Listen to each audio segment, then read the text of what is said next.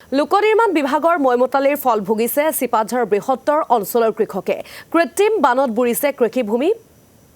পাথৰিঘাটৰ দিগজ নদীৰ দুটাকৈ স্থান বন্ধ কৰি দিছিল লোকনিৰ্মাণ বিভাগৰ ঠিকাদাৰে এখন দলং নিৰ্মাণৰ বাবে বটি নদী বন্ধ কৰি দিয়াৰ ফলতে পথাৰ সৃষ্টি হৈছে বান সদৃশ পৰিৱেশৰ যাৰ ফলত পথাৰত কৃষি কাৰ্য চলাব পৰা নাই ৮খন গাঁৱৰ কৃষক ৰাইজে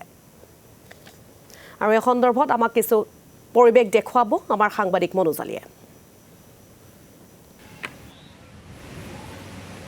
কৃষকে মূৰে কপালে হাত দিবলগীয়া হৈছে চিপাঝাৰ বিধানসভা সমষ্টিৰ পাথৰিঘাটৰ অঞ্চলত ক'ব লাগিব লোকনিৰ্মাণ বিভাগৰ মৈমতালিৰ বাবে এতিয়া নিৰঞ্চুবা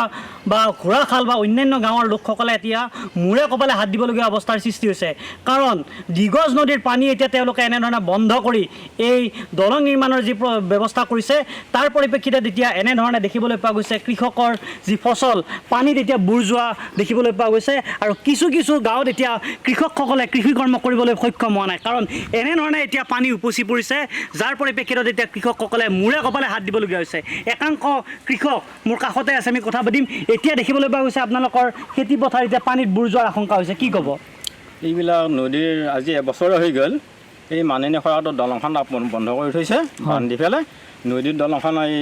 দলং বনাইছে তাতে বান্ধ এটা দি থৈছে তাৰ ফলত আমাৰ এইবিলাকত পানী দুনি যায় একেবাৰে খেতি বাতিও কৰিব পৰা নাই চব পানীত বুৰ যাই আছে আপোনাৰ আঠকুৰিয়াৰ পৰা এইখিনি একেবাৰে পাৰ্টি দৰং দেওমনৈ আৰু ইফালে তুৰাই আৰু ইফালেকে বিয়াসপাৰ আদি কৰি এইবিলাক জেগা বুৰ যাই আছে কোনো মানুহে খেতি কৰিব পৰা নাই ইয়াতে খেতিৰ কাৰণে বিৰাট অসুবিধা হৈ গৈছে আমাৰ ইতিমধ্যে আমি এছ ডি চি অফিচত কমপ্লেইন কৰা হৈছে দৰখাস্ত দিয়া হৈছে কিন্তু তেওঁলোকেও কোনো ব্যৱস্থা লোৱা নাই নলোৱা হেতুকে আমি এতিয়া আজি এমাহ গুচি গ'ল খেতিও কৰিব পৰা নাই এতিয়া আৰু দুটা মাহ আছে দুটা মাহত আমি কি খেতি কৰিম কঠীয়া চঠীয়া ইতিমধ্যে আমাৰ বুৰ গৈছে কিবা অলপ অলপ খেতি ৰোৱা গৈছিল এতিয়া এইবিলাক বুৰ গৈছে ইয়াৰ ফলত আমাৰ খেতিৰ কোনো উপায় নোহোৱা হৈ গৈছে পানীৰ কাৰণে এতিয়া চৰকাৰে কি ব্যৱস্থা লয় কি কৰে এইবিলাক জান জুৰিয়ে কাটি দিয়ে নে নিদিয়ে কি কৰে আমি নাজানো আৰু এতিয়া মূলত সমস্যা কিহৰ বাবে হৈছে আচলতে এই বান্ধ দুটাৰ কাৰণে দুটা বান্ধ দুই জেগাত বান্ধি থৈছে বান্ধ থোৱাৰ কাৰণে পানীটো ক'তো যোৱাৰ কাৰণে নোযোৱাৰ কাৰণে আমাৰ এই মানুহবিলাক খেতি বাতিও কৰে মানে চব পানীত বুৰ যাই আছে কোনে বান্ধি থৈ দিছে এইটো ঠিকাদাৰৰ এফালতি ঠিকাদাৰৰ দলং বনাইছে আজি এবছৰ হৈ গ'ল তেওঁলোকৰ দলং বনোৱাৰ কোনো এটা হেৰি নাই আমি মিস্ত্ৰী দেখাই নাপাওঁ তেওঁলোকে গত কৰি পেলাই ৰাস্তাটো যে বান্ধি দিছে পুৰা সম্পূৰ্ণ বান্ধ থোৱা হয়তো আমাৰ এইবিলাক অসুবিধা হৈ আছে হয় উল্লেখ কৰিব লাগিব দিগজ নদীৰ ওপৰত যি